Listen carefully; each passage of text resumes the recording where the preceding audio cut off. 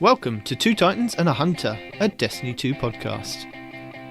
A show where we discuss tips, tricks and tools to help all Guardians succeed and enjoy playing more.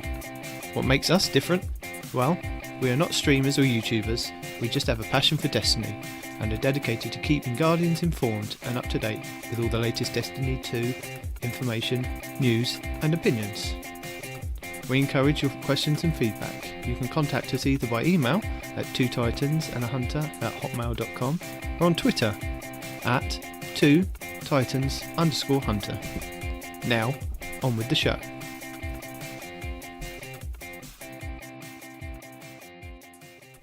Today, I am joined by a Titan whose Ward of Dawn skills are legendary and only rivaled by Saint 14 himself. The other is a Hunter whose insults, banter and gun skill could only be comparable to the Drifters. I'm your host, Night Demon. Parody, Respawn. Let's get into it. So the Last Word exotic quest update. So I just put this in there. If you haven't jumped into the Crucible since the launch of the Last Word exotic quest, now would be a good time to do so, as many of the players who are seeking this coveted reward have now moved on, and the new sandbox is in full swing, and the game has opened up more and slightly easier for players to get in the Crucible now, because it might be easier for people to jump into normal Crucible to just do the kill part of it, and then jump into the Crimson Day playlist to do the Blood for Blood and the Best Served Cold medals. So, if you are on part 7 of the quest, where it contains multiple steps for obtaining the weapon, it's 50 tokens earned through Hive precision kills, 3 heroic witch summoning ritual events, 15 lost sector escapees killed, and the 25 Blood for Blood, or Best Served Cold medals. Something to point out is that precision kills don't guarantee the token drops that people have been noticing from the Hive precision kills. And I'm going to link 2 videos for that. There's the Houndish guide again for people that missed it last week, and Cool Guy put a really good guide and weapon breakdown with armor builds, which is very interesting. I mean, he mentions the Lion Rampants for the Titan and the Lucky Pants for the Hunter, because apparently it's got a perk on the Lucky Pants that helps with the stability of the Last Word. And in the video he shows you that where he shoots it against the wall, the bloom doesn't take into effect as much, so it really helps with shooting. Yeah, the Lucky Pants, they increase the hand cannon ready speed and the initial accuracy, which sounds perfect for the Last Word. Yeah, but that also means that you have to have another weapon equipped before you can use the Last Word, right? I mean, in the Crucible, who's going to run around with their special weapon or their secondary primary weapon when they got a Last Word? We can get onto that later, which secondary weapon that you should be using, because I've done a lot of tests this week with watching a lot of YouTubers recommend some weapons, and then there's been some secret weapons that nobody's really talking about that have just been brought up, which are really good to use. Another thing that I wanted to bring up from, I think, this week at Bungie for the 7th of February is that they're doing another Bungie Bounty. So Bungie will be hosting a Bungie Bounty to celebrate the event, Crimson Days. So come watch Cosmo and Deej dive into Crimson Days playlist on PlayStation 4. So this will be on Thursday, 14th of February, 11 a.m. to 1 p.m. Pacific Standard Time. So we'll link that in the show notes if anybody does want to watch that. And if you find them and you beat them, you can claim this Sign of Mutual Combat emblem. You got to find the match. You got to get lucky enough to find the match where they're actually playing, and you have to win. That's basically it. It's not just you got to be in the match with them. You have to be in the match with them, and you have to kill them in order to get this thing. Which none of us will be doing, because none of us are PlayStation 4 players, unfortunately. So those of you out there on a PS4, load up, load in. Especially if you're out there on the West Coast where they are, hopefully you'll get a better chance of getting in. Go hunt down some Bungie players for us. Why are the guys working for Bungie only using PlayStation? They should have a guy on PlayStation. They should have a guy on Xbox. I'm using the general term. Don't get all hot pocket on me, okay? They should have a person on Xbox, a person on PlayStation, and a person on PC. That way everybody can get the chance at this quote-unquote exclusive emblem. Right? It's bad enough it's only on one. It's bad enough that you have to get lucky enough to actually come across these guys and beat them. But the fact that it's only on one out of 3 different playing platforms is ridiculous. No, I do agree with you. But they do rotate through the different platforms, and they do rotate through different content creators. But I agree with in you different countries as well. Because, like, the situation we've got, you and I are on the U.S. East Coast, Night Demon's out over in Europe. If you're not in that area, I mean, heck, the Australian guys, they've got to wait till, once a year when someone in Australia gets to be the bounty. Otherwise, you're never going to match up with those folks unless you can jump into do a party with some other folks in the country on the platform where it's taking place. I think that's around 8 to 10 p.m. UK time, and if I'm not mistaken, about 7 o'clock in the morning for the Aussies. So yeah, it's a little bit harder for us to matchmake, and I think you stand a lot better chance if you are in the Seattle area where they play, that you can get a match with them. Right. Yeah. Because not only the time zone difference, but being physically closer geographically. They're out in Seattle on the U.S. West Coast. Most likely, you over in the UK are not going to be in the same server in the same game. Even if you load in, if you hit that button to join the queue, the moment they do, you've got a 0 or next to 0 chance of matching up with them because you're nowhere geographically near them. But Bungie bounties exist and they do happen.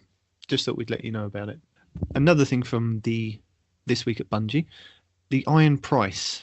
So in the pursuit of an even playing field for all players, they're updating the Iron Banner bounties so that they will expire following the launch of each new season in Destiny 2.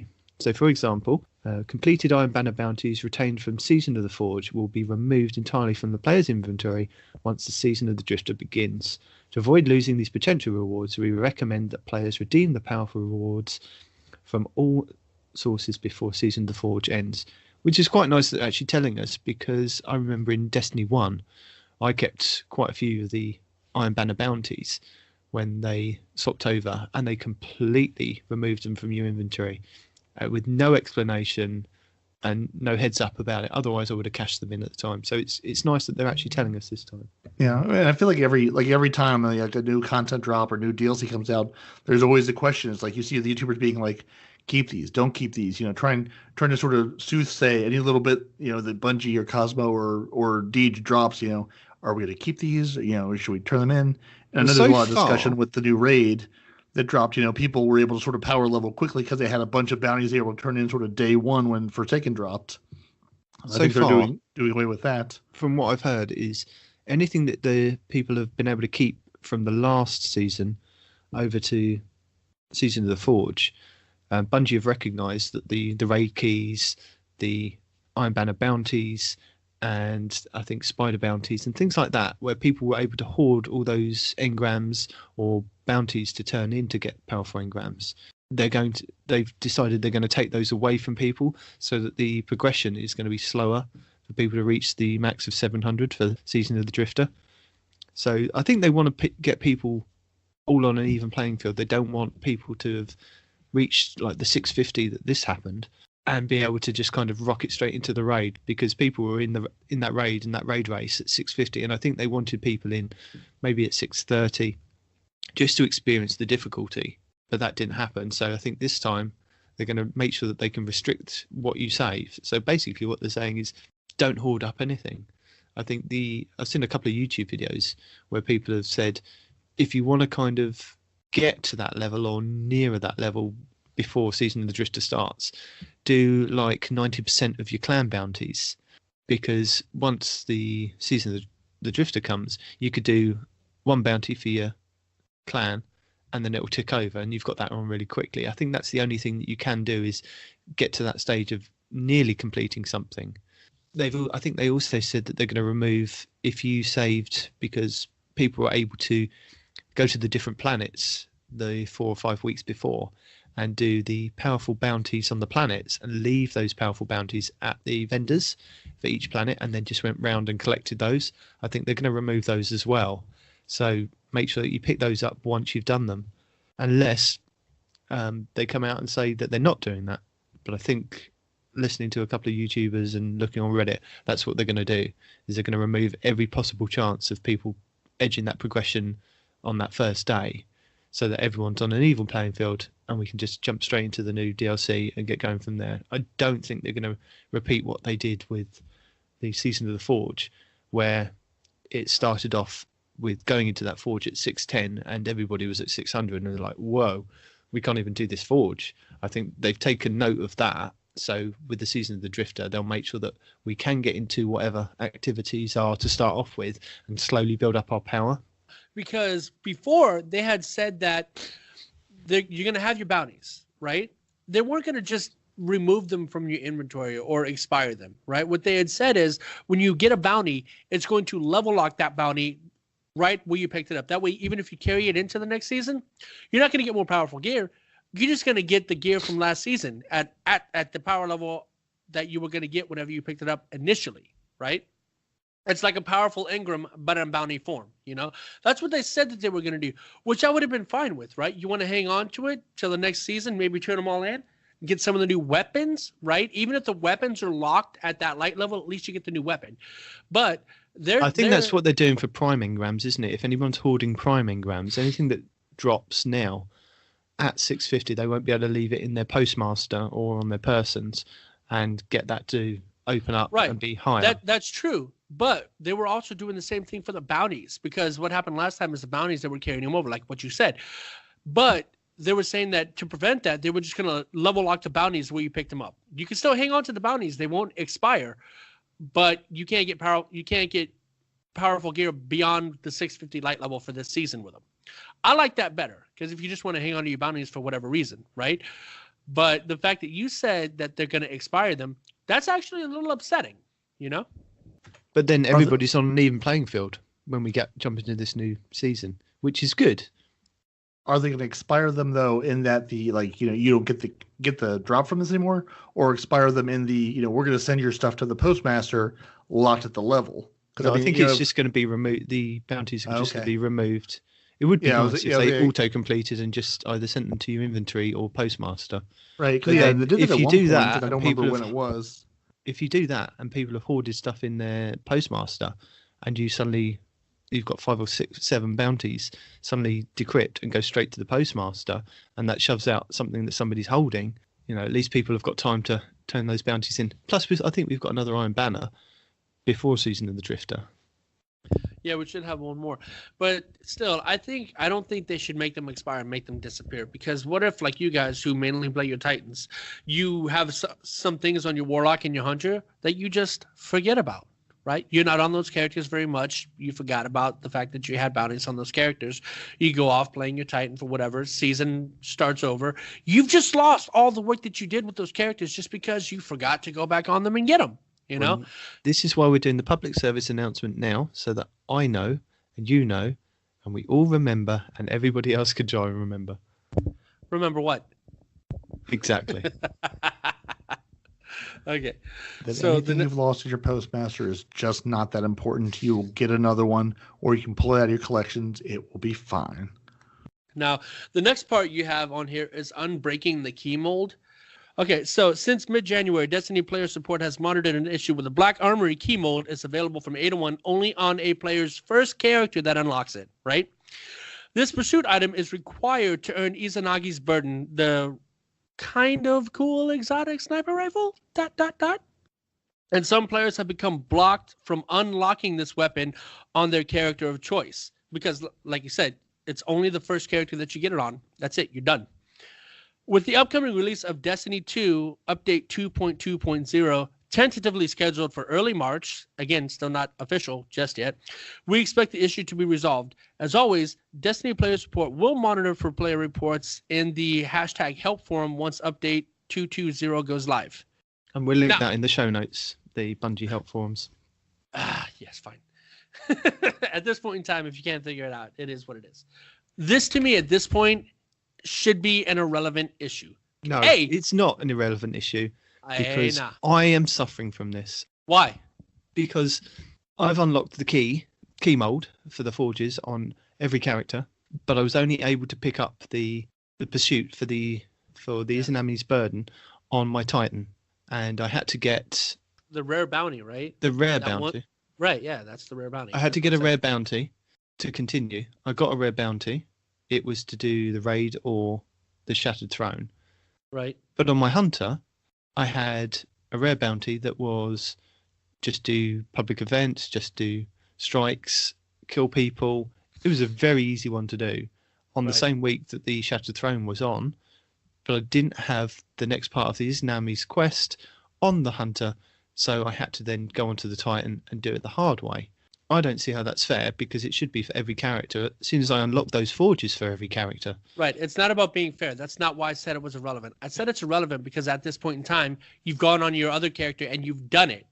Nope. AKA, most Nope. people that have it right now have the ability to take care of it on at least one of their characters, right? Having it on all of the characters at this point in time, it doesn't make any sense to me. This should have been a problem they fixed immediately, not Yes. however long it's been, right? Because now I've already got it. I had to wait, 4 weeks? Because I got it the day after the last full curse week, right? I got it the day after, and I completed it the same day. So I had to wait another 3 weeks before I could actually get the Izanagi, the burden, right? But jumping back into that, everybody has an option to do it on at least one of their characters at this point. The Is it problem fair? No, it's not fair. I agree. It's not fair. But at this point in time, too much time has passed for it to still be a thing, you know? The problem that I had was that I didn't get the rare bounty on my Titan until the day after the Shattered Throne disappeared. Right. So, and I'd had a rare bounty on my Hunter drop earlier in that week, but I couldn't continue the quest on my Hunter, and I could have, and got into the Shattered Throne and done that part of the quest, and got the sniper. When it rolled around, I had, I think it was 3 hours left on the bounty when the Shattered Throne rolled around 3 weeks later. I jumped into the Shattered Throne. I thought, that's it. I don't want to do 2 Shattered Thrones this week, because I had never done a raid, so I didn't want to just jump into a raid and hope that the bounty stayed in my inventory. And I hadn't had time the 2 weeks previous to that. So it was just, I know I could do the Shattered Throne. I know I could jump in with a team, get that done. But then that week, I had the week to do another Shattered Throne, but I just couldn't bring myself to do it at that point, because there was other things that I needed to do. And I wish I could have done it on another character with a different rare bounty. And like I said, it sucks. It's 100% unfair, especially since we don't even know how, quote unquote, they're going to fix it. Are they just going to give everybody put one in their inventory? I mean, how exactly is Bungie going to do it? Most likely, what they're going to make you do is they're going to make you go back and redo the part inside the forges to get the key, even though you've already technically done it, you know? No, I That's think what it's just they're that it gonna needs to drop. The data pad needs to drop, so that you Right. then have to go Yeah, back that's to all the they have to do is Leviathan and do that part of the quest with the lenses. Yeah, that's all I have to do is just give you that thing, the quest up to drop. And I think this could really lead us into a good bigger discussion on both the RNG requirements of, getting through quest steps, and also just going through quests more, on a per character basis. Because, like you're saying for that, I mean, I didn't run into this issue because honestly I didn't even look, but I know when I was talking with Jacqueline and Pony and some other folks from the clan, they were like, we've done this part, why am I not getting, why can I not get past this quest step to continue? And then it was like, oh, that was the day Bungie said, oh, hey, it's not dropping, hey, it's broken, so I know people have run into it, but it's like with all these guns with, like the Sleeper Simulant, I've gotten it once, and now that it's in my collection, why would I ever get it again? Why would I ever run some of this stuff and more this than goes once? to a whole Like nother I'm never thing that gonna complete these on my 2 other characters. The collections have sort of invalidated a lot of the per player stuff, unless you're like, oh, I want to go do this on 3 characters. It's like, once you've done it once and have access to it, why would you, even if the quest step isn't that bad, unless you're helping somebody else out with it, why are you going to go through any of these quests more than once? You've got the weapon, you've got the reward, it's going to be the same drop. Why bother?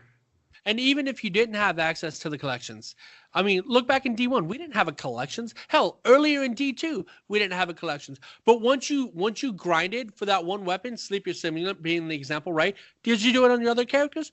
No. You just swapped it between characters. And this goes back to a whole thing that we've been arguing with Bungie about for I don't even know how long, about once you unlock a weapon that requires a quest line, not just exotics, even like the pinnacle weapons, right? Once you've done the quest line for that weapon, it should be unlocked account wide. You should not have to redo it with every single character just for the quote unquote the grind, right? That I think is ridiculous. They should not do that. And that shotgun, the Acreus, right? Same thing with that. Once you unlock it on one character, boom, account wide.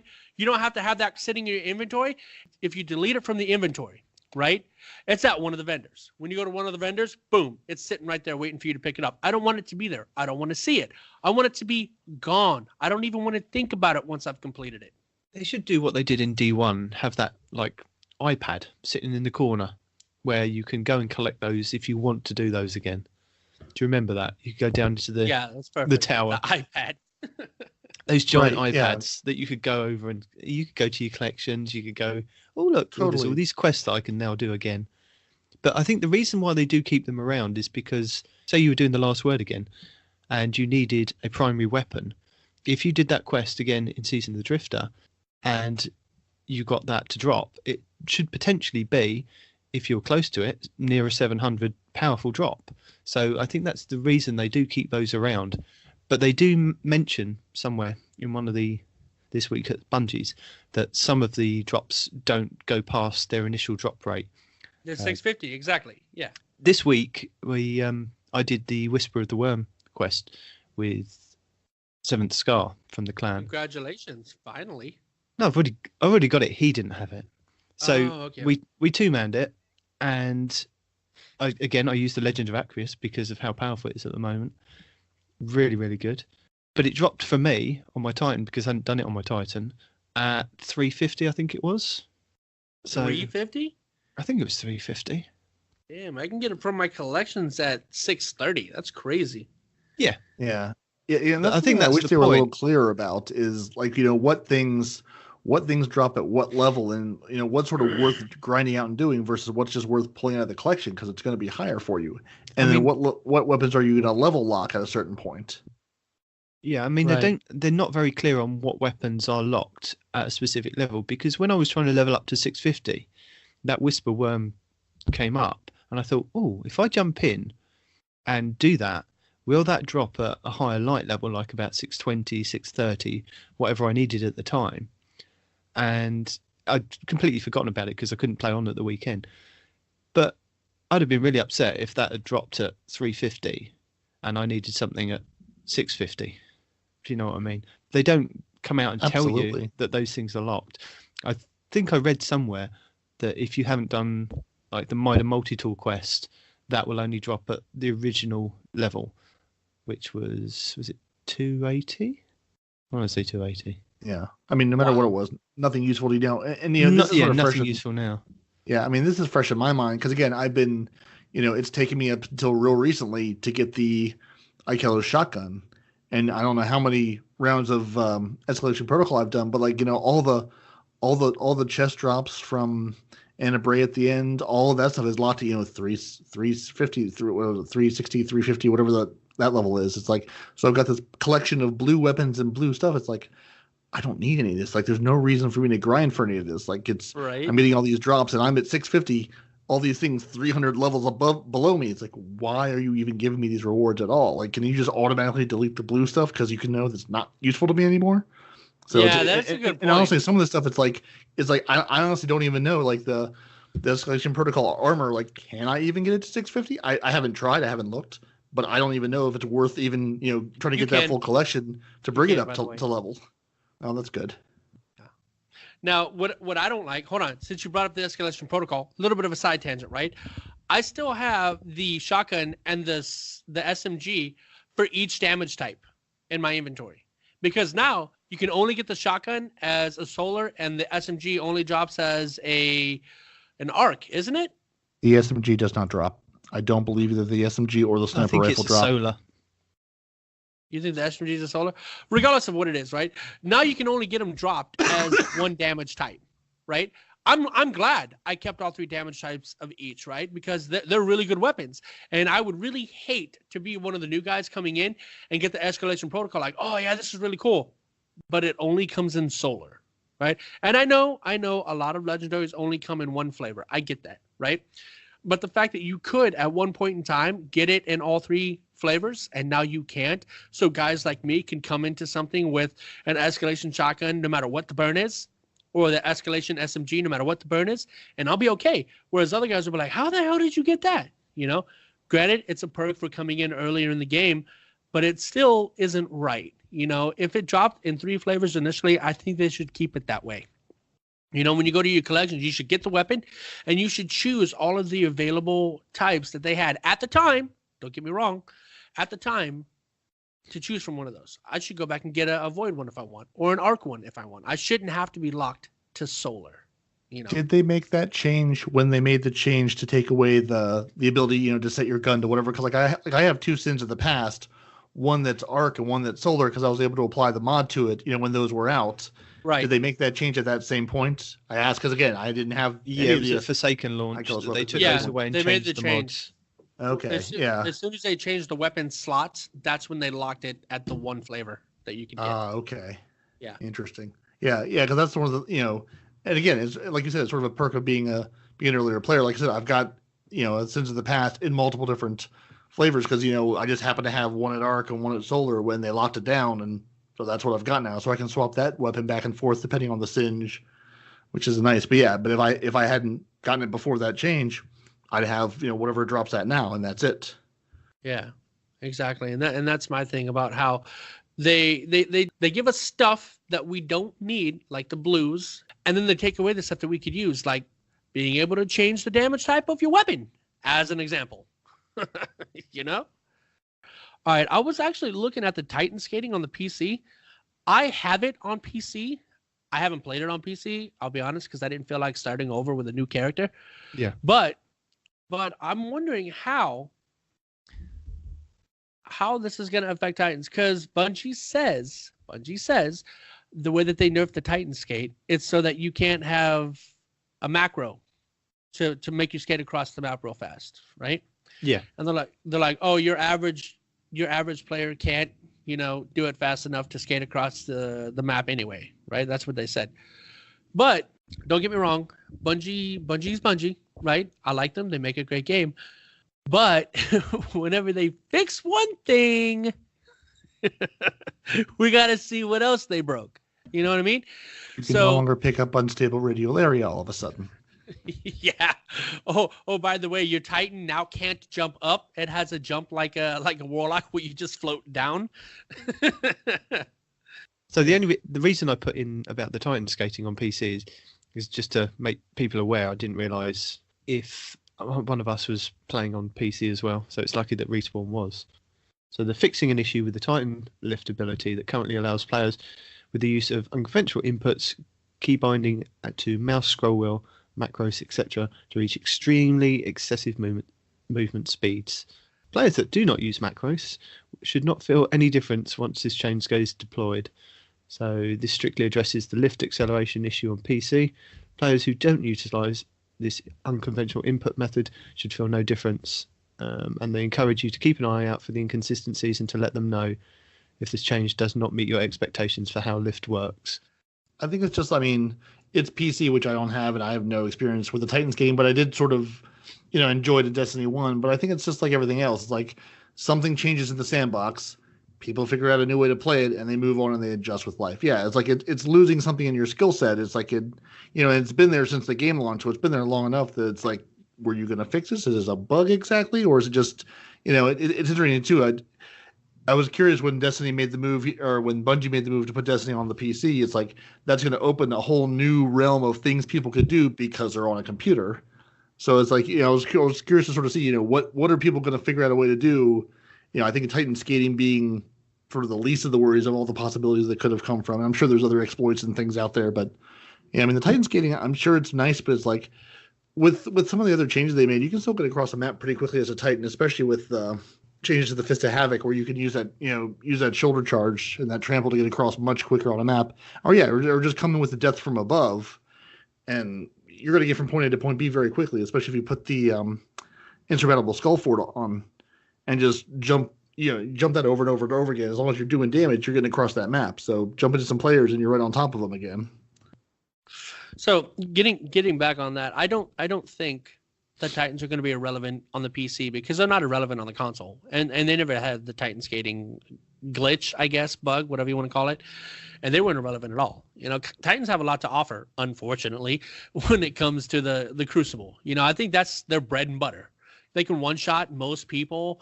They just have so much utility in the Crucible.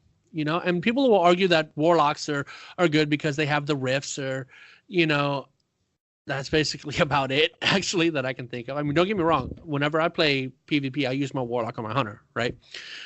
And then people complain about, the Hunters, they have so much mobility. They can jump above you before you realize what the hell is going on, and they're behind you, and then they get you, and all this other stuff. I mean, it's valid, right? But a Hunter and a Warlock can't straight up one-shot you with a melee, just from running around a corner. Boop, Titan, dead, right? No. So moving on, Destiny have deployed a hotfix of 2.1.4.1. This has fixed an issue where players could not properly complete the sniper rifle or bow frames from the advanced quest for Black Armory. Just thought I'd throw that on in there. So, Return of Crimson Days. We've got some additional info for people. Again, it returns on Tuesday, the 12th of February. All players are invited to experience this event. Some triumphs and rewards may not be available on characters who do not meet the following requirements. So, you have got to have completed the Red War campaign and achieved level 20. So, players should be aware that some of the Crimson Days triumphs or bounties require players to have access to specific activities such as Nightfalls.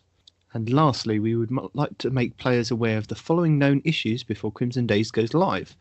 So players will be unable to accept Lord Shax's Fire of the Crimson Days emblem to complete the Welcome to Crimson Days milestone if they have this emblem in their inventory from Crimson Days 2018. Players can resolve this issue by stowing the emblem that is in their inventory and accepting the new one from Lord Shax. So basically, if you earned it last year, you've got it in your collection. Just make sure you don't pull it out of your collection to wear it for Crimson Days this week. You will receive a new one, so just make sure it's not in your Guardian's inventory. Simple as. I mean, I would have probably pulled that out just to show it off just before Crimson Days goes live. And there's probably a couple more other Guardians out there that do the same thing. Because it's important to dress the part. Yeah. Because again, as we discussed last week, you look good, you feel good. I could imagine you doing that, pulling out your Crimson Days emblem, putting all your pink on everything, guns as well. Exactly. Just to get ready for it. Exactly. My Sunrise Warrior, my beautiful Dawn and Dusk Redrick's Redrick's broadsword. I do not have the Claymore. You got to have your properly colored weapons to get out into the Crucible. If you're not looking pink, you're not going to do nearly as well in Crimson Days. Bungie also say that claiming triumphs, again like the Iron Banner bounties, unearned and unclaimed event triumphs for Crimson Days will be removed from the player's inventory when the event ends. So players should claim all triumphs before Crimson Days ends on February 19th, 2019. Item collections. Items returning from Crimson Days 2018 can be found in the Season 2 of their respective collections, even if they are received during Crimson Days 2019. New items will be in the Season 5 tab where applicable. And in the show notes, we're going to link the TWUB link, the Crimson Days 2019 link, and a Crimson Days guide, all by Bungie. Honestly, I was reading ahead, and a lot of this Crimson Days stuff we covered last week, we don't have to go over it again. I know, but Bungie rewards for Crimson Days, like The Last Word, they're doing Show Some Love. So when you earn the legendary bow from Lord Shax, the Val, players will receive a discount code to unlock the Val hoodie from purchasing the Bungie rewards. I know we spoke about the Bungie rewards last week. In addition, every purchase will come with a Bungie Foundation pin, and a Bungie store will donate $7 for each pin distributed during the Crimson Days directly to support the Bungie Foundation's granting of technology wishes for Make-A-Wish in honour of you. So if people don't know, the Bungie Foundation is a foundation that Bungie have set up to raise money for children throughout the world. They've recently done Men in Kilts. They did a competition to raise funds for Ronald McDonald House, the Gauntlet tournament to raise funds for Hope Link and Youth Care, and Guardians to Aid of Nepal to raise funds for rebuilding of Nepal following the devastation of that earthquake. That was quite a few years ago because my friend donated some money on the Bungie website or bought a pin or something and got a special emblem and shader in Destiny 1. Basically, just buy something from the Bungie store in the Crimson Days week and they'll make the donation for you. I'll link the Bungie rewards and the Bungie Foundation in the show notes. So something that we didn't talk about last week, but I'd like to bring it up, is the clan update. Does one of you want to take the lead on the clan update? Sure. It basically breaks down like this. It's going back to how it was when D2 first began. That's it. Yes, but if people weren't around for when D2 first began, would you explain it a little bit further? Yes. Okay. So Thank you. nowadays, in order for you to increase your clan bounties, increase your clan XP, the only way to do it is via the bounties. But in the beginning, we didn't have any bounties, right? It's just doing things, right? You go do a public event, you get some experience. You do a raid with clanmates, you get even more experience. You know, it was just playing the game. It gave your clan experience to level up their clan, and it was great. And now what they're doing is kind of a hybrid. You're still going to be able to go out and just do things without having to have the bounties to increase the XP of your clan. But at the same time, you can also grab the bounties to further expedite said XP. I think Bungie, they said in the past 2 seasons, they tried something new. And during that time, they gathered hard data and heard tons of feedback. I think a lot of people weren't happy that they changed that you could just go and play the game. You didn't have to go to the tower, pick up a bounty, then go do a specific event. You could just go and play. You could play with your clanmates, you could play with your friends. You could just do what you wanted to do and just earn that XP, which made a lot of sense. They would do? I think they were just trying to force people to do stuff with their clans.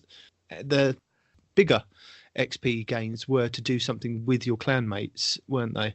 You know, go and do escalation protocol, which people weren't doing at the time. You know, do 3 levels of escalation protocol.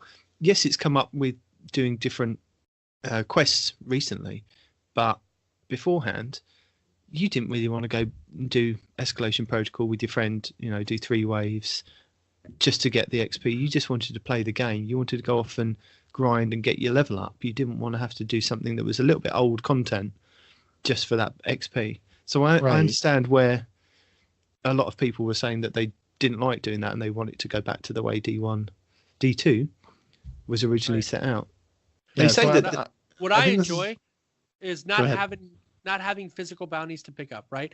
What they should do is, still cycle the daily bounties and things like that, but just have them like exist, right? So you go out, you do stuff. You happen to shoot 100 hive in the head. That was the daily bounty for today. You get a check mark like in the little book when you complete something, right? You go, bing, hey, you've completed this bounty for today.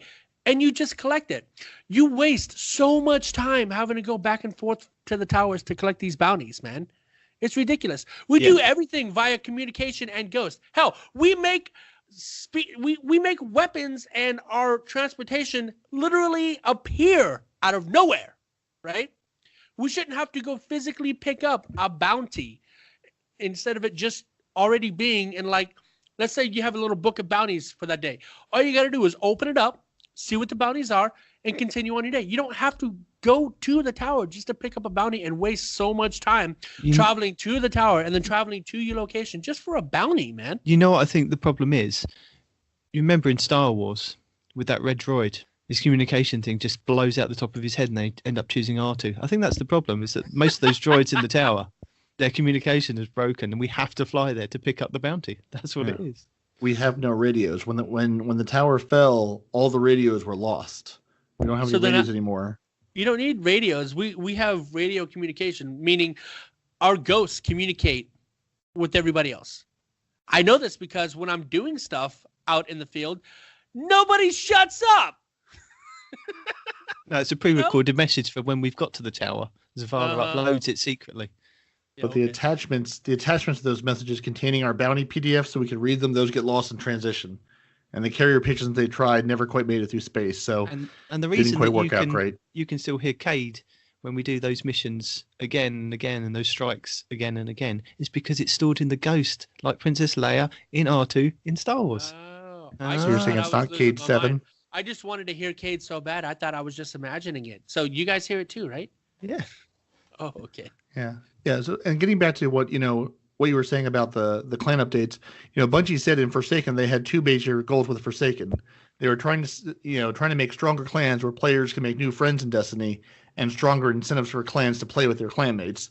And I think that's why we were seeing a lot of the escalation protocol on Blind Well. It's like, go play with the friends you have, but also go do these match-made activities to maybe make some new friends, to build your clans. Because there's not a great way in game to, sort of build your clan up, except if you see people in the tower wearing Dusk and Dawn or doing the Otter Dance, or sort of randomly recruiting, or hey, we ran 6 Nightfalls with you.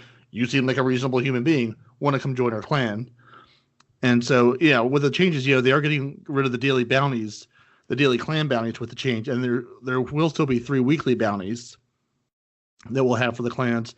And it's nice. I was looking at the unlockable tiers for as your clan ranks up. In addition to getting your sweet new staves, you could change your lovely clan banner holder. At rank 3, you'll earn mod components every time you complete a weekly bounty. At rank 4, you'll earn enhancement cores when you complete a weekly bounty. And then at rank 6, your clan will get a 4th weekly bounty, which I will assume will then also give you extra mod components and enhancement cores as you do them. And then when you get to perk, to tier 5 for season 6, the perk reads, Crucible and Strike Catalysts have an increased drop rate when playing with clanmates. Because I know there's a lot of catalysts I'm still missing. In the last couple weeks, I've gotten the Prometheus Lens and the Cold Heart catalysts dropped sort of randomly in strikes, even though I've played tons of strikes. I finished the Pinnacle Weapon quest on my Titan already and did a bunch on my other characters, and I'm just now getting those to drop. So it's nice that they're gonna both give you those catalysts, and also they're saying they're gonna release, like, not the moment season 6 starts, but they said keep an eye on the patch notes for greater availability of other catalysts they're gonna release into the game. So maybe some of those catalysts we're missing, we're gonna start seeing now. Or maybe even some of those catalysts that you had to pick one faction to support, and maybe you didn't have enough time to get all 3. You know what I'm saying? Where are those at? Why aren't those coming back? That sounds like you were playing favoritism and you weren't guarding your renown close enough. Listen, there is no other clan. There's no other faction other than the Space Goths. Okay, whatever your opinion is, whatever you're about to say, it's irrelevant. Space Goth for life. See, this is why you missed out on those other 2 catalysts. Shut up. Okay, but me aside, other people that didn't even have that chance, didn't even have the chance to go to the factions. They're just out those, man. When are they going to come back?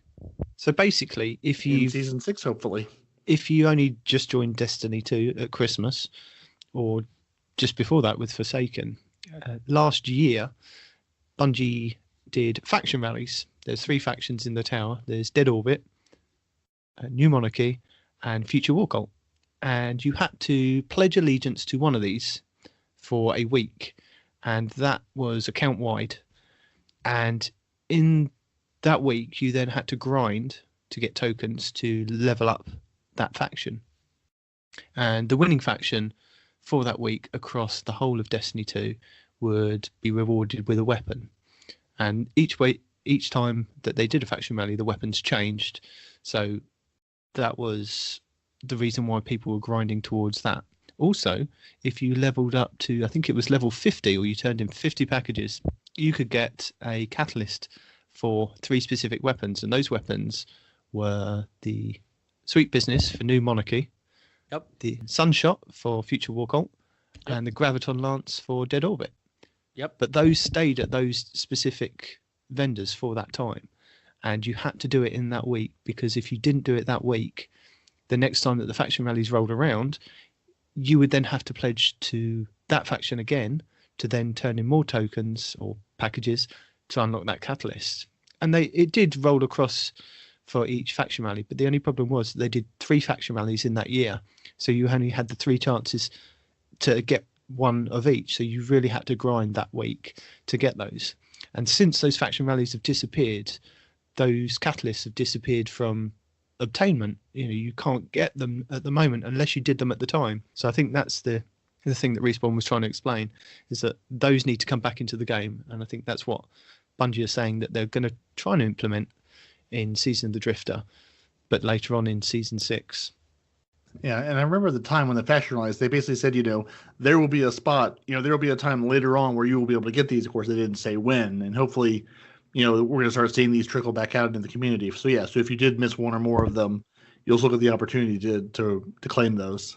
Yeah, exactly. They didn't say when. It's been, what, a year? Also, I don't want them to trickle. I want them to just be here.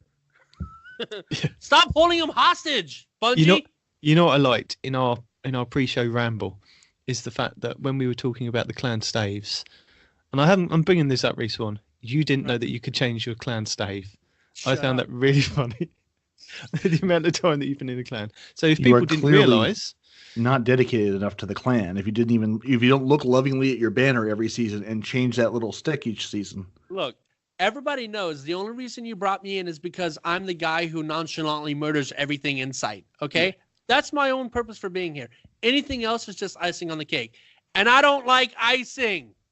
So if you go on your character screen underneath your butt flap, your cape, or your bond, you'll see your clan stave. If you click on that, you can go into it, and if your clan has completed the different events for each season over the last 2 year or year and a half, you can change your clan stave if they've reached the pinnacle for that season.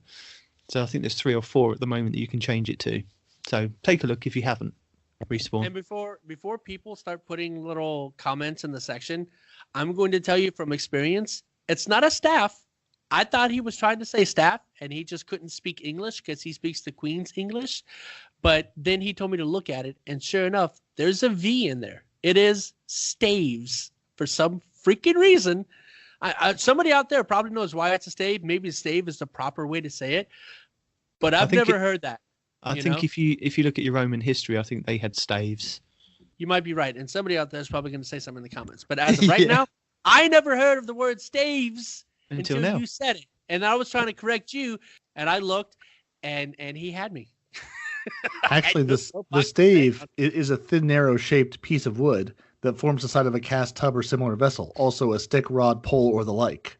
So you've got your stave, you put your clan banner on it, you have that guy carried in the battle that you put up front. You don't give him a weapon, but you give him the flag because he's your standard bearer for your group. And I'd just like to welcome everybody to Dictionary Talk, where we go over one specific word and explain the definition. Okay, and Respawn needs to learn more words. We're here to teach about Destiny and about English. Hey, we're serving dual purposes. Word of the day calendars. All right, I'm only in the beginning. Shut up. That might be somewhere in December for all I know. Leave me alone, man. Stop picking on me. Anyway, I'm going to say this should probably be edited out, but he's probably going to put in me saying this should probably be edited out, which is going to make me look twice as stupid. You don't need us for that. This is going to be the opening of the podcast. I don't know what you're talking about. This is the new intro. Right.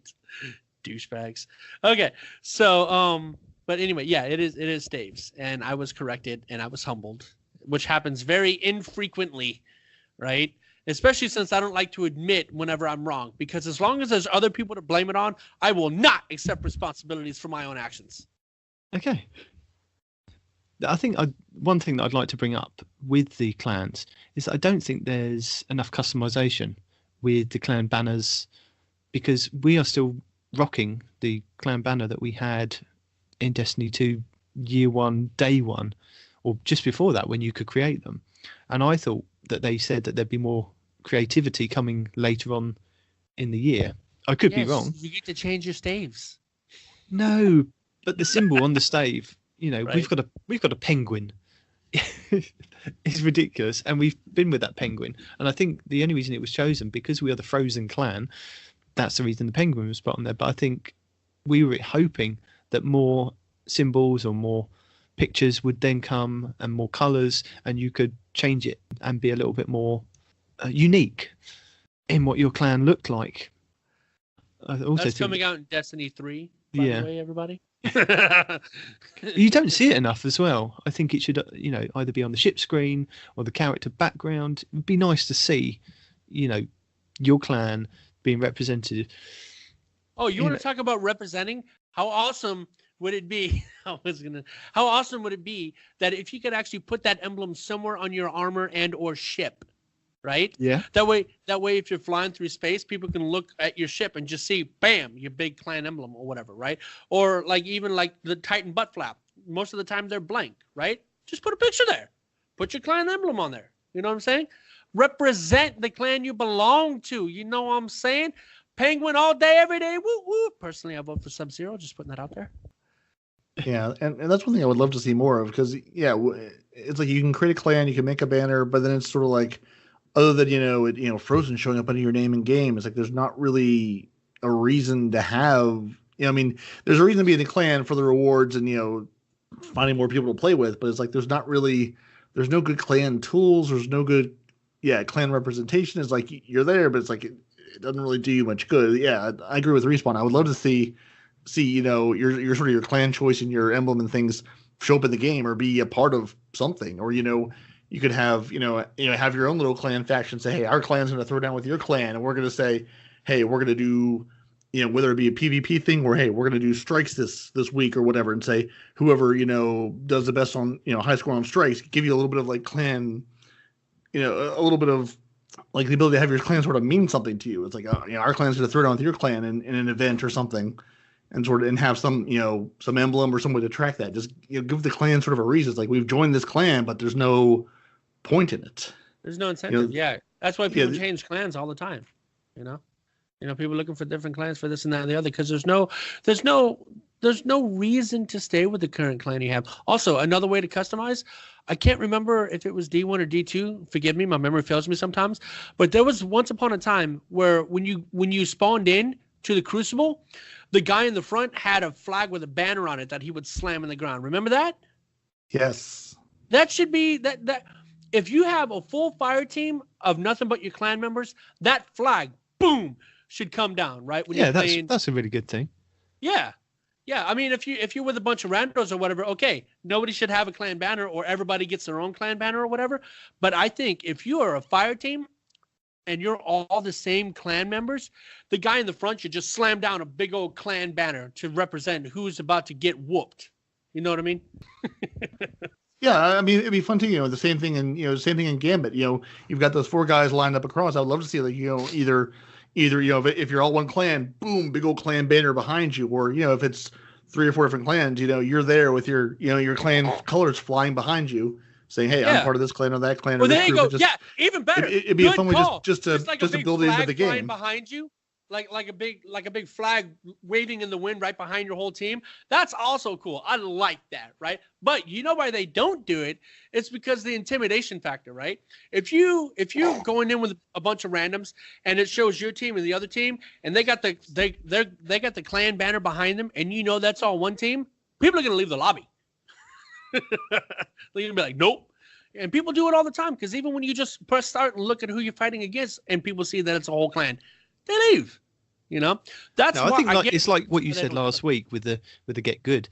I think sometimes it incentivizes people. I know it does us. If we're in a team of just like randoms, and we've spoken about this before, and we've taken on a whole team of a clan and whoop their ass either in Crucible or Gambit, it feels really good. And I think some people rise to that challenge.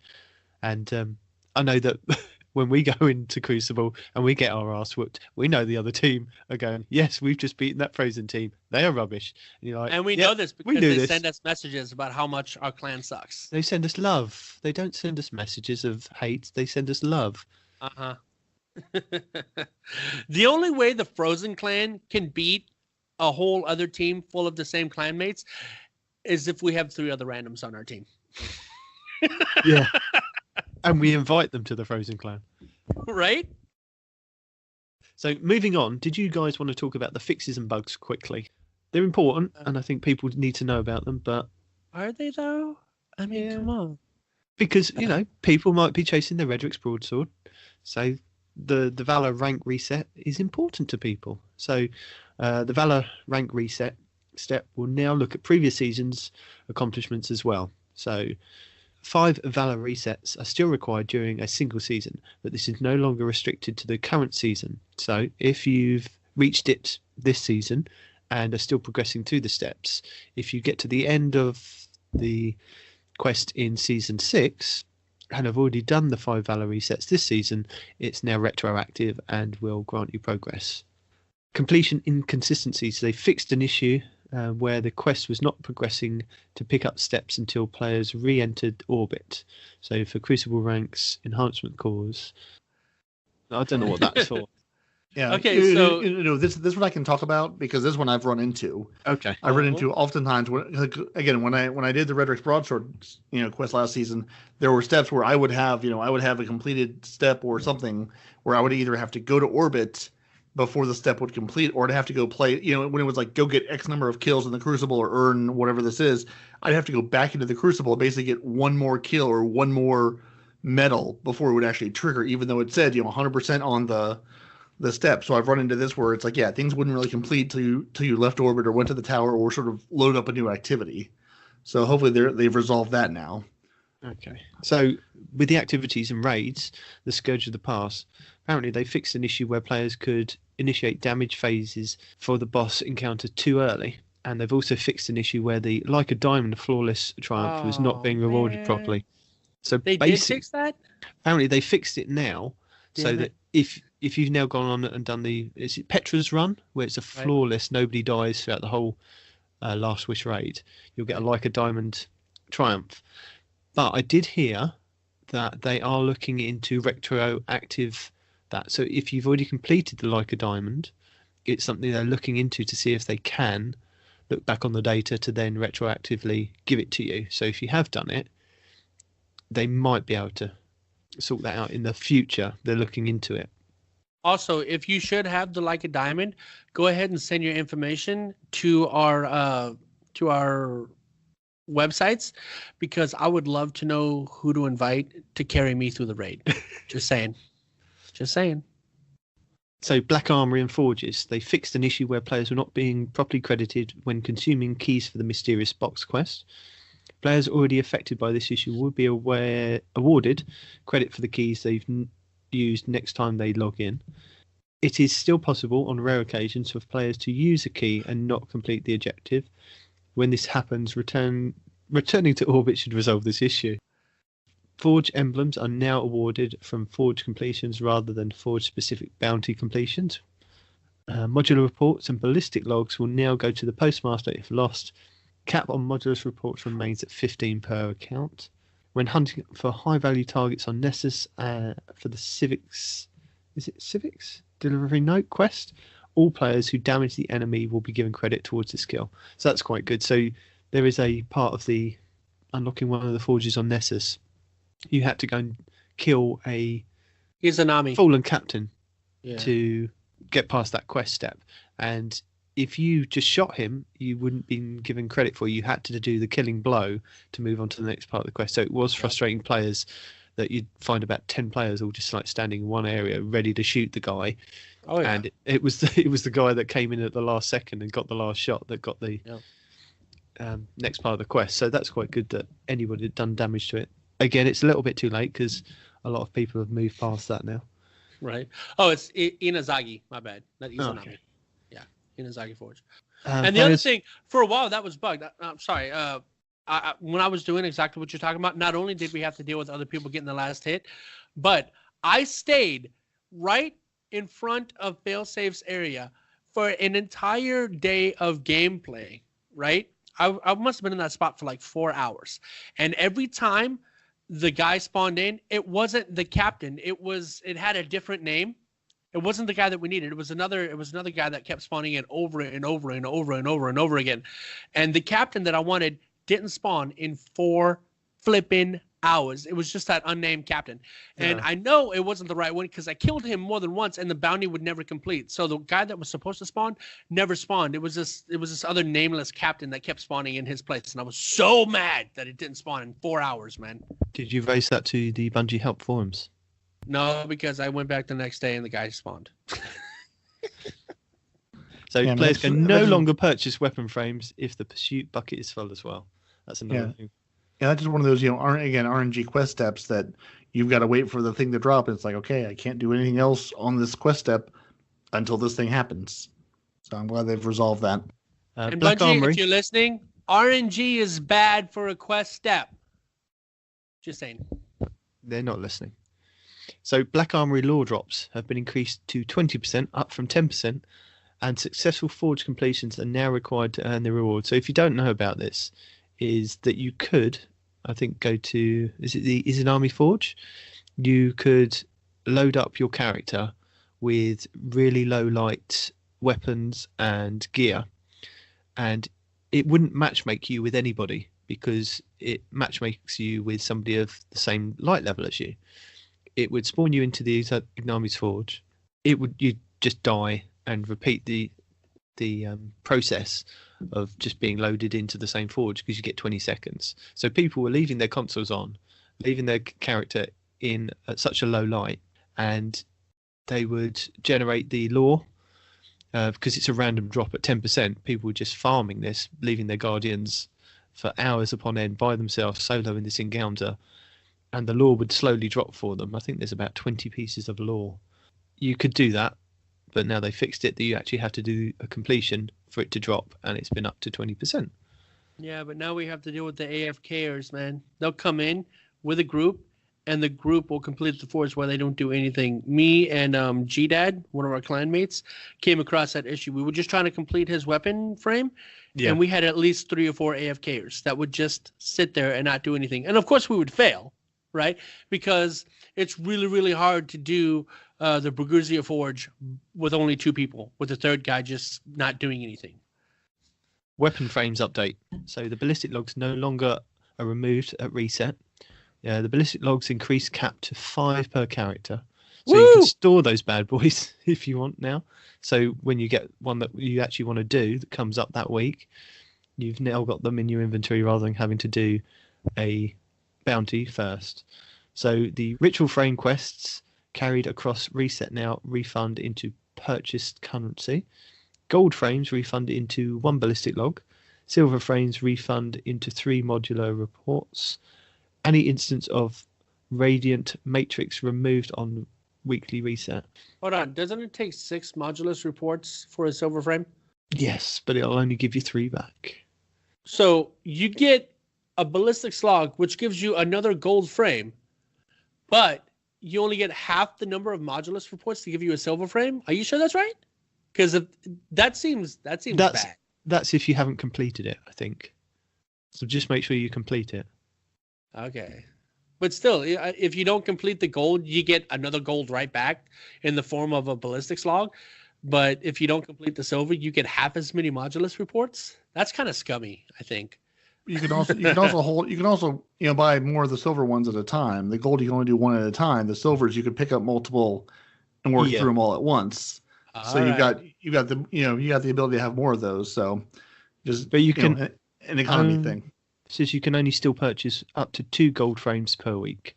All Nessus Fallen Captain high value targets around the Exodus Black will now spawn correctly. There you go.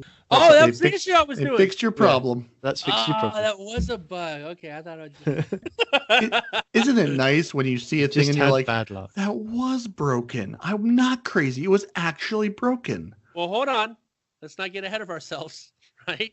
Me being crazy and it being broken are 2 separate issues.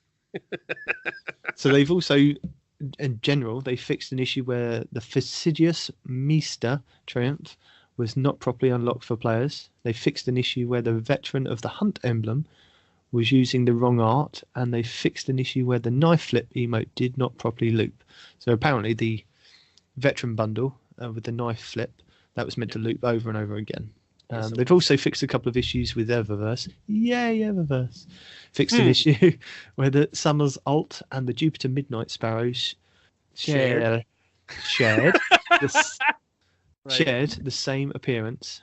They fixed an issue where the Vision of Iron bundle and the Form Given Function bundle did not show correct message if players did not earn the proper DLC entitlement for the purchase. And the Satu and Rasmussen ghost projections now have the correct imagery. Does that mean they're not stretched out anymore? Whenever you set your ghost out to investigate stuff? I'm guessing so. Okay. It's now correct.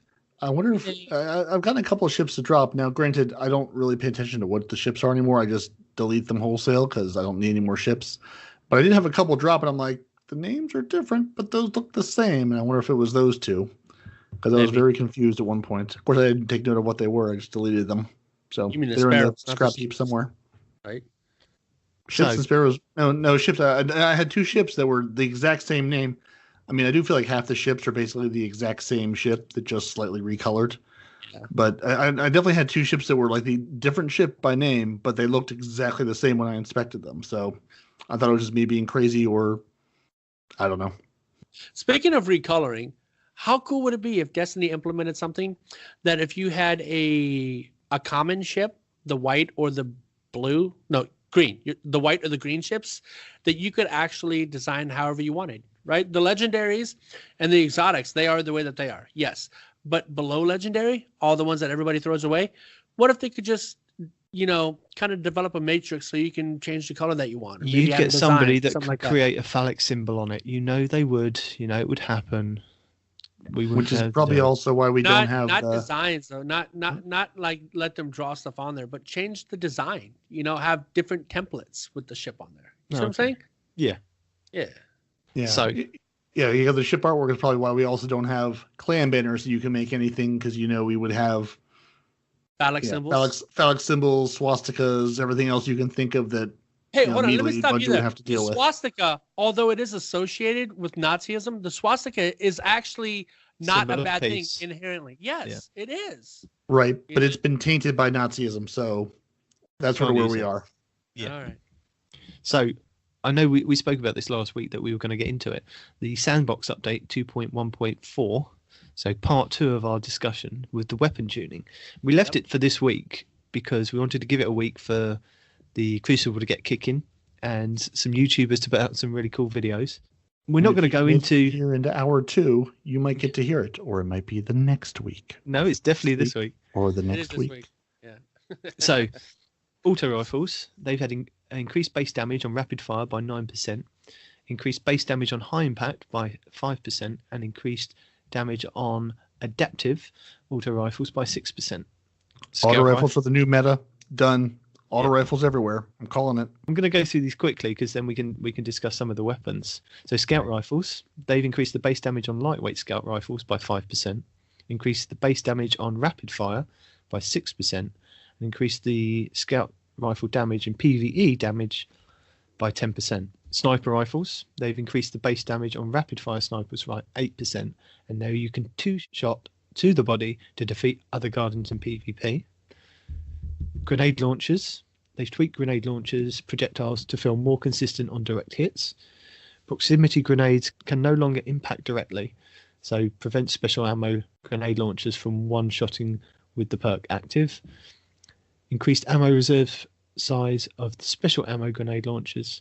Increase the initial spawn ammo in PvE for special ammo grenade launchers. Bows.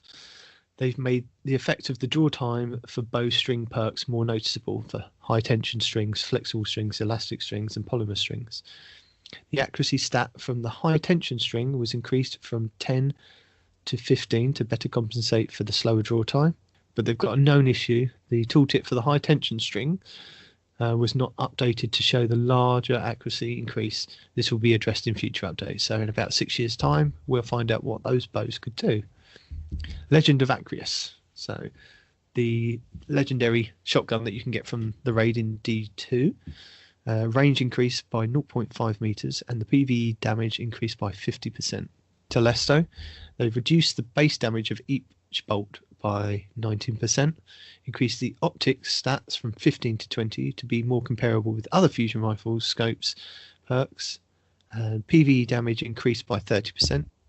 To be Trace- clear, Yes. the first two things that you mentioned are only PvP, right? Because the last part it says PvE damage increased by 30%, Yeah. but it should be noted that the first two changes were the bolt damage is reduced by 19% is PvP. The increased optics and the PvE damage are both PvE, but the first one is PvP specific. Cool. Trace rifles now gain an additional ammo when picking up special ammo, reduce the damage output of the wave splitter, not that we've got it on PC or Xbox, against Guardians, reduced by 90% on medium damage mode, reduced by 27% on high damage mode. Adjustments were made to keep the damage output the same in PvE activities. So exotic armor. They tuned the energy values of the Shards of Galanor to accompany changes to the Blade Barrage Super. So it reduces the maximum energy return from 90% to 75% of the total super. Now only returns energy on the knife impacts. Reduces energy returns on the Gwisham Vest from 10% to 7% of the total super. Miscellaneous. So the abilities fixed an issue where players could retain super energy for Chaos Reach even when being suppressed mid-super. Fixed an issue where players could equip the Celestial Nighthawk mid-super to partially benefit from Hawkeye Hack perk when using the 6-shooter subclass. I believe that you could mainly do that on PC because it's a little bit slower to get into your menu and swap to your helmet before you can do that on console. Yeah, gotta love load times. Yeah. They've also fixed an issue with the arrows for Spiteful Fang left lodged in targets that did not match the arrows it's fired. It's fixed an issue where the Anarchy's trap detonation was not dealing damage if the owner had died. They've also fixed an issue with the auto-loading holster perk was not reloading the magazine in some circumstances. Fixed an issue where the muzzle blast and spent shell effects have become misaligned on the Suros regime and its ornaments. Fixed an issue where the no-feeling scout rifle had incorrect stats when masterwork.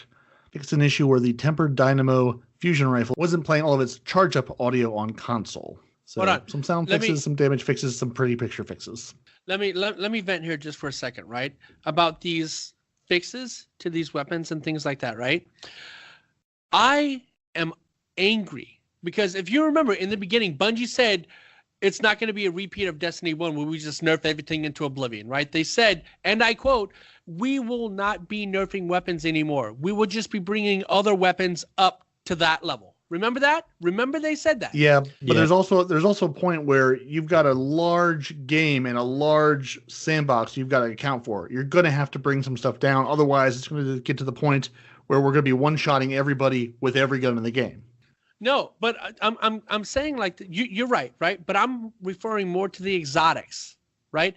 Exotics are exotic. Do you understand that? They are powerful by definition. Okay, exotic doesn't mean powerful, but in this case it does, right?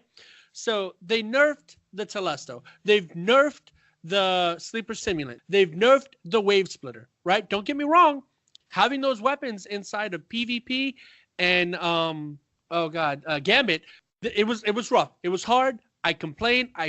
Whatever. I said words that normally children shouldn't hear. Let's just say, and it sucks to get killed by these things, right? But you also have to realize at some point in time they're exotic. They're supposed to be strong. You know, you want to not get killed by that weapon. Oh, well, why don't you go get that same weapon and kill the other team before they can kill you, etc. These are exotics, and they nerfed the Wave Splitter. They nerfed the Telesto. They shouldn't be nerfed. Yes, they're strong. Yes, it sucks to be up against them, but at the same time, they're exotics. They're supposed to be strong. You're not supposed to bring the Telesto down to the level of other fusion rifles because then what's the point, you know? Bungie is going to make changes to weapons where they see as... I mean, not game breaking is too heavy a term, but when they see the meta becoming basically everybody running the same 2 or 3 guns, they're going to make some changes because after a while, even if they make no changes, I mean that's sort of how you kill a game and how it becomes boring. You walk into Crucible and you use your Telesto and you're getting Telestoed all the time. A point comes where you're like, I'm done. Part of what I enjoy about the weapon changes is it changes the meta. It makes things more interesting. The Legend of Acrius was everywhere for a while. The Last Word will be everywhere for a while. The Sleeper, the Queensbreaker, they're going to be everywhere. And then they're going to make some changes to make it more interesting. You don't change the exotic though, because remember in the beginning how the meta was the scout rifle, right? The Mida multi-tool. That was the meta. And what did they do? Did they nerf the Mida? No. Well, they kind of did a little bit, but what they mostly did is they nerfed scout rifles. They nerfed that class of weapon. Now, I think if you want to change the meta, nerf a class of weapon. Buff auto rifles while lowering the damage of scout rifles, or lower the damage of fusion rifles while buffing submachine guns. Yeah, but you just said that you don't want a nerf to a weapon. You want a weapon. An individual weapon because that weapon is too powerful. It's an exotic because it's powerful, right? Yeah, but it's in that category, so it's being nerfed. Right, so but that's how you change a meta. That's how you change a meta. You don't change the one weapon. You change that class of weapons, right? You don't take away. They nerfed the scout rifles into the ground, which is why people haven't used them for such a long time. That's my point. Yeah, and that's part of what they're doing. Is they're making changes to the weapon types, and as you make, if you're going to bring, sniper rifle PvE damage up 10%, we'll say, I'm sure there's an exotic sniper rifle somewhere that's going to, supremely benefit from that and become this overpowered master gun at some point. I mean, and that's the thing. You've got to make a little bit of balance. If you're gonna bring, auto rifle base damage up 9%, there's an auto rifle out there that's because of its perks or because of its loadout business and the Soros machine. Right. Yeah. I mean, you've got to say we're bringing this class up or we're bringing this class down. Now we need to take some of these exotics and tweak them a little bit so they don't either become completely. Because I remember in the last updates they were like, we're buffing a couple of these exotics because of the changes we made to the class is going to make them really useless after this. And just like the same way, you can't have a completely overpowered gun and bring it down a little bit. I mean, the Telesto's still a good gun. It's still powerful. Take it out of the energy weapon slot. In D1, it was a power weapon because of how strong it is. It's an exotic. Put it back in the power weapon slot. You know what I mean? Or the other one is like the wave splitter, right? Put the wave splitter in a power weapon slot. Don't take it out of the energy weapon slot. Don't nerf the exotic. It is exotic by definition, right? They didn't bring down fusion rifles. They didn't bring down linear rifles. Oh God, what are they called? The classification of weapon that the wave splitter is in, right? They didn't bring those down. No, they just nerfed those two particular exotics. Where if an exotic is that powerful, just like with the freaking sniper rifle, they put it inside the heavy weapon slot, right? Both of our exotic sniper rifles, except for the new one, right, are in the heavy weapon slots because they're freaking powerful. Do the same thing with the wave splitter. Do the same thing with the Telesto. Do the same thing with the other exotic fusion rifle we have, the one where it shoots faster if you don't get the kill. Put that in the heavy weapon slot, right? Exotics are supposed to be powerful. I'm not saying put every single powerful exotic inside the heavy weapon slot, but those particular ones, instead of nerfing them into the ground, put them in the heavy weapon slot. That's what they did with the Queensbreaker. Queensbreaker's in the heavy weapon slot. And, instead of nerfing the sleeper simulant, whenever I was getting hit by the sleeper before I had it, you know what I did have? I had the Queensbreaker. And I could shoot a guy with the sleeper simulant and kill him one shot before he could get his round off and kill me because my weapon charged half as fast as his did. You see what I'm saying? Right. But there's also a difference between nerfing it and nerfing into the ground. I mean, I've only played a handful of matches this week in Crucible, but I took the Telesto in there, and yeah, it was a little less powerful, but I still had good success with it. I mean, yeah, they've made changes to it, but they haven't made a change to it where it's a completely useless weapon now. No, apparently it's still viable in the Crucible. You just don't shoot it on the walls and wait for somebody to run past. You use it tactically. But that's fun. And it'll still work. Like a gun. Yeah, you shoot it at somebody, it's still going to explode those bullets on them and still wipe them out. It's still going to work. I think it's just that where the meta has now changed and people have gone, oh, that's a nerf, we better not use that. It's now dropped out of sight, which is what I think Bungie wanted, is that for that item not to be used as much. It's still as powerful and still as potent as it ever was. I still think that if the exotic is that powerful, don't nerf it. Just put it in the heavy weapon slot. It is a ridiculously powerful weapon. It is. It shouldn't be nerfed. It should be moved, right? That's just how I see it. So, weapon spotlight for this week. I've seen a lot of videos on this archetype of weapon.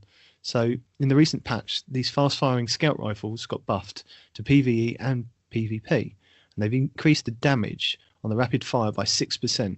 And what this means is that those rapid fire frames are doing a lot quicker and higher damage. So in your weapon collections, what you're looking out for are the Frostmice Hex from the Iron Banner Year 1, the Black Scorpion, which you can get from the Gunsmith or a Wild Drop, or the Contingency Plan, which is from Dead Orbit. And these weapons were secretly strong in Destiny 2 Year 1, and since the patch a lot more people have found them out again and started to use them. The main one that people have been looking out for is the Black Scorpion 4SR. As the Sins of Forsaken launched, it can drop with random rolls, so you can get different rolls on it compared to what it was with Year 1, even though the Year 1 rolls on it are the best rolls that you can get. Yep. And you can also add a mod to it to improve it even more. So if you've got it dropped in Year 1, it should be able to be pulled from your collection. You can masterwork the Year 1 version with range. That's the one I've got. It's got arrowhead break with the barrel that can give you vertical recoil as well. But saying that, this week I've been using the Frostmice Hex from the Iron Banner, and that gun is amazing. It's got better range, little less stability than the Black Scorpion, but it's got the high caliber rounds. And if you tap the trigger rather than holding it down, I know it's a rapid fire, tap the trigger. It is phenomenal because their reticle is just bouncing up and down with you just hitting them with the headshots, even with body shots. Hold on, you're missing one of the most important things about it. It's got freaking Firefly, dude. Yeah, it's got Firefly, but you can't put the Firefly spec on it because it's a year one weapon. It doesn't matter. It wait still for it to come has back Firefly. in Anna. Yeah, You know, you still blow people up with it. That's amazing. I'm Does sorry. Does a conspirator fit into this at all? I know that's a fast firing weapon from the Leviathan raid. I think I don't know if that fit into this no, this collection or not. No, this is because that's slightly different. They're the same shape. When you see the Black Scorpion, it's a specific shape with a very long barrel on it, and the Frostmire Hex and the contingency plan are the same rapid fire frames. So with the Black Scorpion, you've got moving target and steady rounds on it with the arrowhead brake barrel. That's what you kind of need on a gun. The moving target, it's increased the movement speed and target acquisition when moving while aiming, and the steady rounds gives you greatly increased stability, but it slightly decreases the range. But if you've got the gun masterwork for range, it counterbalances that. But I've seen a couple of videos where they said don't worry about that range because it will still hit at those medium to long-term engagements. So what have you guys got to say on it? Have you guys used it? Have you tried any of these guns? Yes, I actually was using the Black Scorpion, but that's why I was so adamant about the I'm drawing a blank here, the Frostmire's Hex, because the Frostmire's Hex, it is brutal. I'm sorry. I think it's nasty, right? Because yes, you can get Firefly on the Scorpion. You can, right? So everybody out there, don't start saying stuff about, oh, you can also get it on the Scorpion. You can, but it's a random roll, right? But with the Frostmire's Hex, you get staggering rounds coupled with Firefly, just out the gate, And I think, like you said, it has better range, and I think it's got like better stability and aim assistance. Whatever. Point is when I actually did the research for it, like in almost every single way, the Frostmire's Hex was better. And I started using that bad boy in PvP and PvE. It's kind of disgusting. It is a good weapon to have. Just get it from if you got it in your collection, just pull it out as is. You can masterwork it like I did mine, just so that I drop orbs in PvE.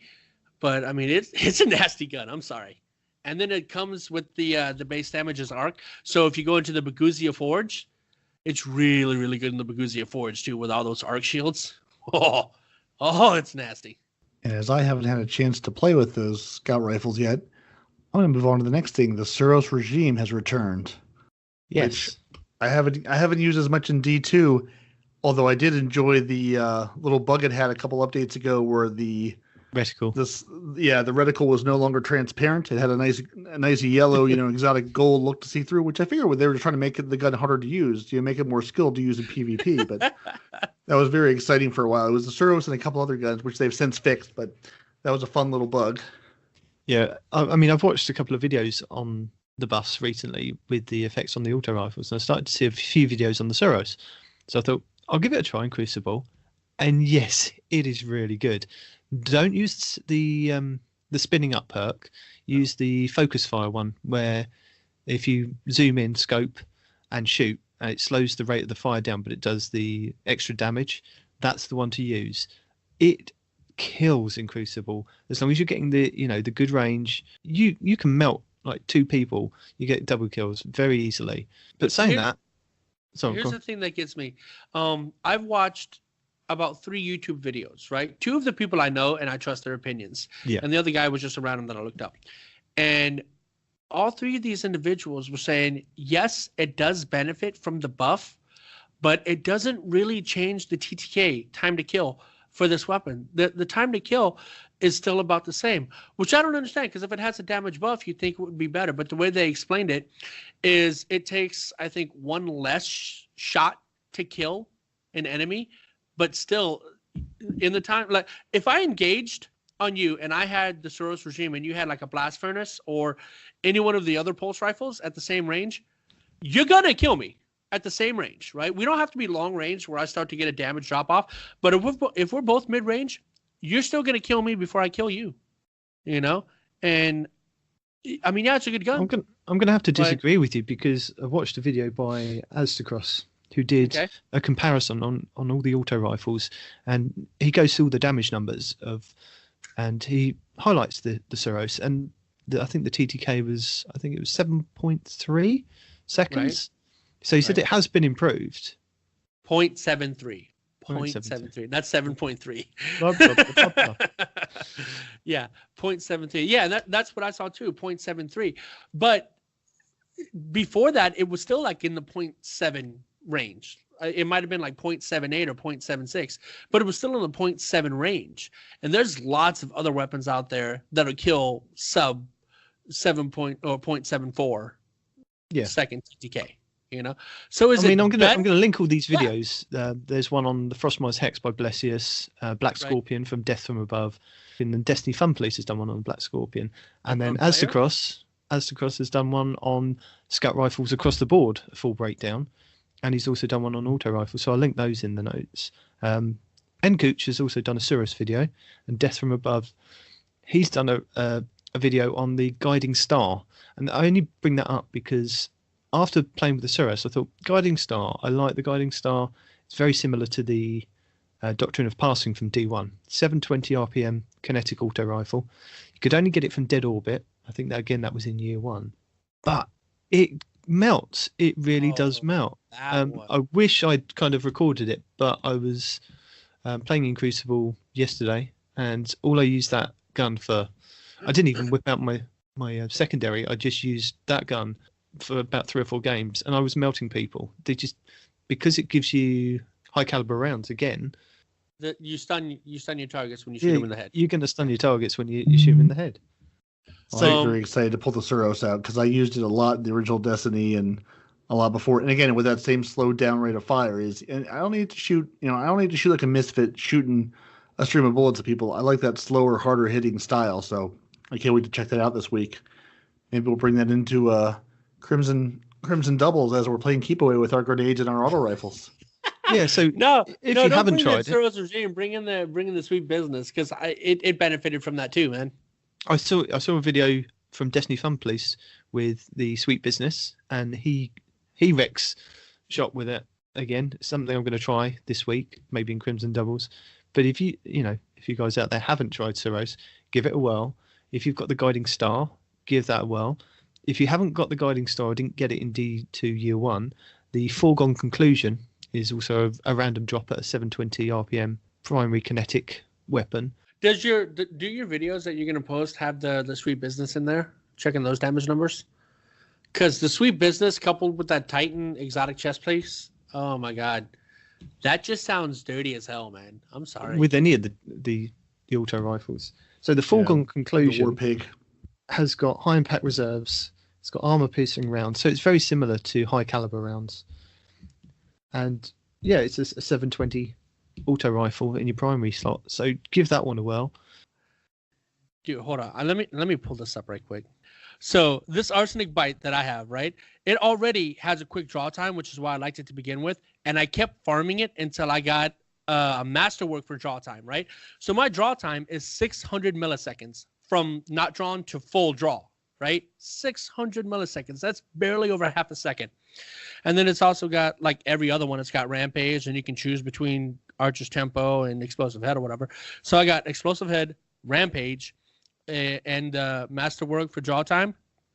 I delete fools. I really do. I was going inside of the Forge with some of my friends, and they're like, dude, what the hell are you doing with a bow? Because it was the new Forge, the one where they have all the arc damage. Damn it. Yeah, the Berguzia one. Yes, where you got to fight the tank at the end, right? And they're like, what are you doing, man? Why you got a bow? I'm like, watch. And yeah, like I'm 3-tapping like the captain that's coming up at me, 1-shotting all the smaller ads, 2-shotting the blue ads that drop the orbs. It's a monster, dude. It is straight up a monster. The only time I pull out my shotgun is when I got a servitor, and that's like pop, pop, pop, done. That thing is dangerous. And the perks you said you had Archer's Tempo and Rampage on it? Is that what you said you had on it? Archer's Tempo is one of the options, but the other option is Explosive Head. So I'm running Explosive Head plus Rampage because if that initial shot doesn't get him, the explosive head does. See what I'm saying? Nice. Archer's Tempo is more like for bosses to let you go faster and faster and faster. But when you're fighting multiple ads, you don't want Archer's Tempo. You really want like the explosive head. Oh, the reason I asked is I'm looking at Dim and I see I have one with the exact same roll on it. So maybe I'll try that out and play with it this week. They all have the same roll. The only difference Oh, between do they? them is Good the to know. masterwork. That's why I farmed okay. one that has the draw time masterwork. Okay. It's dirty. Yeah. I went to look because I've got like 57 subtle calamities. Like it gives me that bow all the time, but I was like, I don't know if I have a. Subtle Calamity is Arsenic pretty Bites. good too. Subtle Yeah, Calamity I've got 4 of those currently, but one arsenic bite. That's why I was like, do I even have one of them? Have I even seen this stupid thing? Like the Subtle Calamity that I ended up keeping, that's not it. Hold on, where's it at? Right here. Right? It's the best one I've gotten so far, but it's still not the roll I want. It's got Firefly. It's got Archer's Tempo, which I really want. I want that to be Rampage. And then I've got a draw time masterwork. So if I can get Rampage and Firefly with the masterwork for draw time, I'd be in a good spot. Isn't the Arsenic Bite the only bow that you can get the ornament on from when you pre-ordered? Wait, hold on. I pre-ordered Destiny 2. I never got a thing for that, dude. I was wondering why, after all this time, I still haven't gotten the thing for that. If you just go on the ornament section of it and look, it'll be there. It's just unlocked when you pick up the bow. Didn't pre-order then. Didn't pre-order. I did pre-order. Nope. Bungie says no. Bungie says no. Correct. Bungie says no, but I pre-ordered that because I got all the other pre-order bonuses, dude. I got all the what do they call that? It was a special title to people that pre-ordered when it first came out. Whale? No. No. Yeah, I don't remember. It probably glitched out or something. I probably got rid of it before we had this section to get our stuff back, and now it's just gone forever, most likely. Oh, for the Subtle Calamity, I just looked it up. You actually can't get Firefly and Rampage because they come up in the same slot. So I'd be looking for Explosive Head with Rampage or Explosive Head with Firefly for that role, right? So, I mean, in my opinion, the one that I have is almost God tier. But instead of that Archer's Tempo, if I had the Explosive Head, I'd be good. Very, very good. And hold on, while we're on the topic of bows, especially if you're using a hunter, if you have those gloves on that let you hold your bow, I really should learn the names of these things. Like when I go to recall it at that time, I can't remember. Any other time, I'll have it. But when I need to know it, I blank out. The Oath Keepers? If you have the Oath Keepers with any bow, especially the exotic Void Bow, the exotic Arc Bow, and the legendary Arsenic Bite or the Subtle Calamity, it's so good. It's so good, man. That's the only other exotic I'll use if I'm not in a raid besides the Orpheus Rigs, right? I know Orpheus Rigs are so OP, most hunters never take them off, but don't sleep on the Oath Keepers, especially when you use Le Monarque, right? Because that thing's dirty. It's so dirty. I've taken it in the Crucible too, and it'll one-tap somebody, get rid of all of their shield and most of their health, and you can finish them off any other way you want. It is super dirty. And going back to last week where we were talking about the differences with the supers and the subclasses, there's already been a few content creators who have put out builds of armor and weapons. So we'll look at those over the next couple of weeks. But there was one video that caught the attention of quite a lot of people in the community. I didn't know if you guys saw it. Steric, he made a video on the Whisper of the Worm mission. And in the video, he shows that a single Titan can super clear all the enemies in the Whisper mission up to the boss room. And he shows that the recent buff, the Code of the Juggernaut Titan super, showing that you can clear all the enemies from the start all the way to the boss room. He showed that it works really well, especially when combined with the Syntheseps, the exotic gauntlets for the Titan. He used the bottom tree for Striker Titan, the super as a perk that allows you to gain super energy per kill in supers. And in 2.1.4 update, the shoulder charge attack energy cost was reduced, and the energy returned changed from every 1 second to every 0.5 seconds, which is what allows it to work. So he ran the Syntheseps purely for the bonus damage to give him 3 times buff to the super melee damage when 3 or more enemies are near. And in those rooms, you're surrounded by hundreds. Yeah. But I'll link that video in the show notes. Yeah, this is the perfect. I'm glad someone tried this and made this video because that was one of my first thoughts, other than, jumping off of high towers with that super. But yeah, you're in such a target-rich environment with the Syntheseps and that super. Because I don't remember who made the video last week.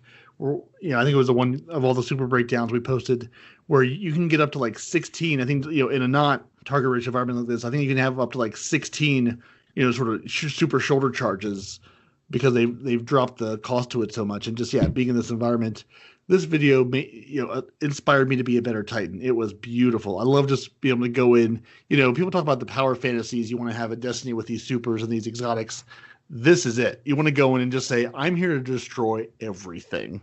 Well, the 6-shooter beautiful. had a really good buff to it too. We talked about it last week, but the 6-shooter, the fact that you can have 12 rounds in that bad boy now, oh my god. It's not as good as the Titan. Clear an entire room and then the next room and then look at the boss and the boss just lays down and says, you got me. You just I'm said done. you only get 16. You just said you only get up to 16. We can get 12, right? Right. So up to 16, up to 16, but not in this environment. He gets a lot more than 16 between the biotic enhancements that the Syntheseps give you and an environment like this. He's got a lot more than 16 charges because there's a lot more. I'll have to count in this video, but it's a lot higher than 16. That was just testing in a private match in the Crucible. But this is he runs through those 2 rooms in the Whisper of the Worm quest, probably 30 charges. Again, I haven't counted, but it's a 4-minute 11-second video, and he's basically supering the entire time. So it's very similar to those videos people have made before with the Doomfang Pauldrons bringing their Titan shields in and wrecking things. So he clears the first couple hold on, let me think. Let me think back to that mission. So after you jump through, you fall through the hole. Both of those rooms, basically, puzzle. You've got the big room full of Taken and a couple of the blades, and then the next big room full of Taken with a couple of blades. He gets through both of those rooms on the power of 1 super. Jeez. He just wrecks everything. Yeah. Just runs up in shoulder charges and you see the super go down and then come back up and go down and come back up as he just destroys more and more things. Yeah, I'm gonna have to try that myself, I guess. Like I said earlier, I ran the Whisper mission. We 2-manned it. I had a Legend of Acrius and I had the Ikela shotgun with the Breakneck, I think. And we managed to get to the end room with about 5 minutes left and just shotgunned those bosses to death with the Acrius. I mean, I was the only one rocking the Acrius, but 7th had a shotgun. But we got through it quite easily and he got his Whisper, so he was quite glad with that. But the buff to the Acrius was well worth it to take that in. Because I was thinking sit back with my Whisper and do what other people had done previously and just kind of get the box breathing going. But I thought, I'll try the Acrius. Let's go for this. I mean, it took us 3 runs to get him through the puzzle because he'd never done that jump puzzle before. So I was trying to teach him. At one point, I said to him, just follow the red. So where does he go? He follows the black around that first jump puzzle. I was like, where have you got? He'd gone to a point that he'd managed to jump to, but couldn't jump back. So it was like, just wipe it. We'll come out. We'll start again. But again, it's with. I like the fact that you can now do it on any public event. So it can be the Cabal drill, or it could be the Taken Blights. You just have to find that Taken enemy hiding in one of the caves, which is quite nice. Then. FYI, not to discourage the Aikilo shotgun because they are amazing, but you really need to get your hands on that threat level. I've got 3 curated threat levels, man. I haven't done the raid. I know you haven't. I'm saying you need to because that gun is bonkers. Not only is it kinetic, so it gets a base damage buff anyway, but the freaking the one that you get when it's curated, you get the trench barrel, of course. You get the grave robber. So you start shooting the boss, right? You run out of ammo. What do? You melee a minion, get all your rounds back, and you've just started the buff for the trench barrel again. I mean, it is nutty. You can put whatever mod you want in there too. Plus, it comes with the 10 for stability, I think. That's good. Dude, the gun is nutty. It is 100% nutty. We got to get you one of these guns. When I get a chance, I will run a raid. All right, Parody, close us out, homie. He's fallen asleep, isn't he? I think he has. No, I was trying to count shoulder charges and I got up to 80 when you interrupted me. Sorry. Oh my God! What 80? Yeah, it's absurd. It sounds like it. So this has been Two Titans and a Hunter. You can reach out to us through email at Two Titans and a Hunter, TWOTITANSANDAHUNTER @hotmail.com. We are Two Titans, number 2, Titans_Hunter on Twitter. You can find us at Two Titans and a Hunter on Facebook. We're also available on YouTube with a beautiful static image until we get our sweet gameplay up and running. You can also join, please subscribe to our podcast. We're on Podbean, Spotify, TuneIn Radio. We're working on iTunes. Pretty much any podcast you got out there will be there. Or just go to twotitansandahunter.podbean.com, grab the RSS feed, throw it into your favorite player, and you've got us in your ears every week. This has been Parody. You can find me PEROTY on Xbox Live or on Twitter. You've got Night Demon, NITEDEMON. Find him on Xbox Live or on Twitter. And you've got Respawn, NO1 Respawns in IRL on Xbox Live and not on Twitter. So don't add him. Hold on. Until First next of all, week. he just completely trashed that. It's not. No. I didn't have it written down in front of me. I thought I could remember it. You said INRL, right? So they're going to be putting in INRL. Nobody's going to be putting in anything. You've not realised that we're broadcasting to about 20 people. Doesn't Nobody matter. cares Nobody's about contacted us yet. Matter. you. Nobody loves you. Do I need to do that again, or did I actually get it right and you're just criticizing my No, No, I you think that's actually fine. did get it wrong. ability It's to fine. read your long-ass name that no one cares about because no one's going to talk to you because they can't because you're not on social media? Ha! God, Just I'm on send us a Facebook. tweet and just put Respawn in the tweet and we'll pass it on to him. Say goodbye, Respawn. Goodbye, Respawn. Bye, Parody. Bye.